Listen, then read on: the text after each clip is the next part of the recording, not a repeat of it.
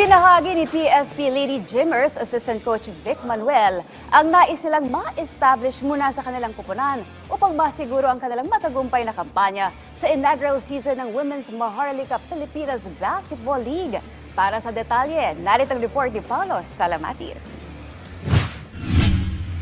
Maraming bagay na kinukonsidera ang coaching staff ng PSP Lady Gymmers na binubuo ng mga PBA players na sina Terence Romeo at Vic Manuel upang manatiling top contender ang kanilang kupunan at makuha ang kampyonato sa inaugural season ng Women's Maharlika Pilipinas Basketball League ngayong taon.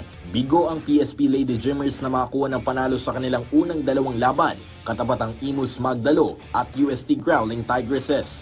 Galing sa iba't ibang collegiate schools sa mga miyembro ng Lady Gymmers, gaya ni na UAAP Mythical 5 team member Syla Rosa ng UST at ex-Ateneo standouts na sina Nick Cancio at Cara Buendia. Sa panayam ng PTV Sports, ibinahagi ng assistant coach ng Lady Gymmers na si Manuel ang magiging focus muna ng kanilang team sa ngayon.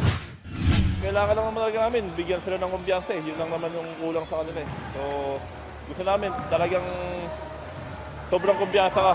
Every time mo open ka, tira mo. Tapos yung decision making, yung pa rin problema So, alam ko kaya naman nilang gawin yan. Kailangan i-push lang namin sila. Lalo na si Coach TR, siya naman yung nagde-dictate ng mga game plans namin sa ng sistema ng team.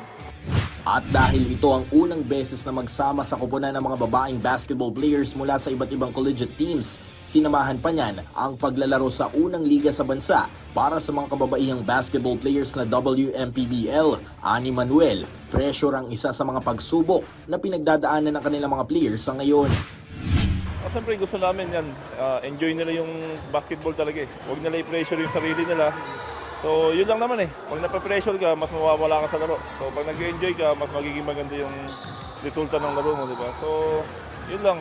Nire-remind lang namin sa kanila lagi yun na kailangan every game enjoy lang. Tapos huwag nila i-pressure yung sarili nila.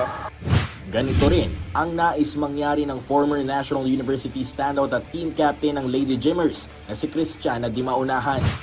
Kasi ngayon lang din kami nagsama-sama, parang hindi naman kami magkakakilala. And chemistry takes years to build, even for professional players na mga lalaki and sa WNBA. Siguro ang takeaway lang namin is to just keep playing the right way kasi yun yung nakikita kong kulang sa amin. Matapos ang naganap na laban kahapon katapat ang New Zealand Blue Fire Valkyries, sunod na manghaharapin ng Lady Gymmers ang Galleries Tower sa ika-16 ng Pebrero. Paulo Salamatin para sa Atletang Pilipino, para sa Bagong Pilipinas.